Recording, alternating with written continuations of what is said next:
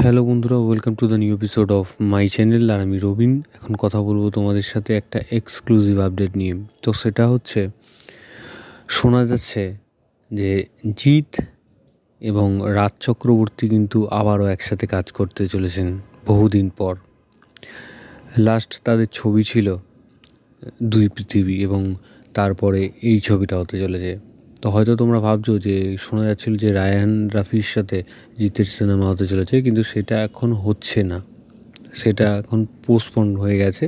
এবং তার কারণ হচ্ছে শ্যাডো ফিল্মসের যে মালিক শ্যামসুন্দর দে, তো তার সাথে জিতের লায়ন সিনেমাটা রায়হান রাফির সাথে করার কথা ছিল, তো কোনো কারণে সেটা বন্ধ হয়ে গেছে।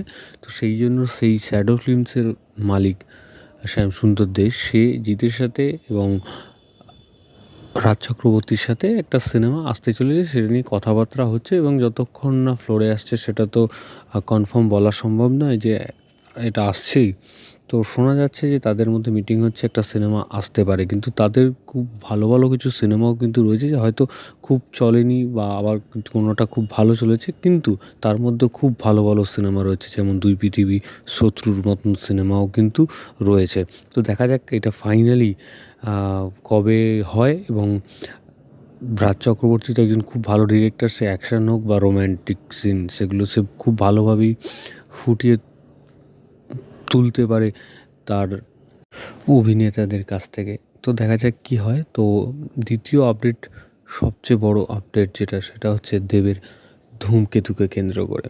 তো প্রতি বছরের মতন এবছরও কিন্তু আবার ধূমকেতু ছবি নিয়ে একটা চর্চা হচ্ছে।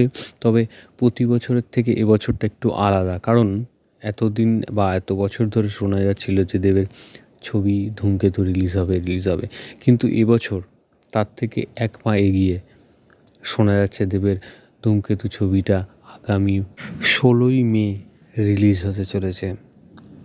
তো সেটা রানা সরকারের একটা স্ট্যাটাস থেকে জানা যাচ্ছে, এবং সেইটা থেকেই আরও জলঘোলা হচ্ছে যে 16ই মে ছবিটা রিলিজ হতে পারে। তো এখন দেখার বিষয় যে সত্যি ছবিটা রিলিজ করে কিনা, এবং সব মিলিয়ে একটা আরও জলঘোলা হলো, কারণ দেবের সাথে রানা সরকারের সোশ্যাল সাইডের ছবি, এবং তারপরেই রানা সরকার তার সোশ্যাল সাইডে স্ট্যাটাস দিলেন যে 16ই মে রিলিজ হচ্ছে ছবিটি। এবং সব মিলিয়ে একটা দর্শকদের মধ্যে একটা কিন্তু উত্তেজনা সৃষ্টি হলো। এবং এখনও মানে আজ থেকে 10 বছর হয়ে গেল যে এই ছবিটা যখন শুটিং হয়েছিল এবং দেবের লুক সামনে এসেছিলো, তখন থেকেই কিন্তু ছবিটা একটা চর্চার মধ্যে ছিল। এবং তখন থেকে আজ 10 বছর হয়ে গেল, ছবিটার মিউজিক অনুপম রয়, এবং তার একটা গানও কিন্তু খুব ভাইরাল হয়েছিল, মানে ক্লিপটা। এবং কৌশিক গাঙ্গুলির মতন ডিরেক্টর রয়েছেন, এবং দেবের এরকম প্রস্থেটিক মেকআপ। তো সব মিলিয়ে কিন্তু দারুণ একটা ব্যাপার। এবং ছবিটা যদি সত্যি রিলিজ হয়, আদৌ হবে কি না তার কোনো ঠিক নেই।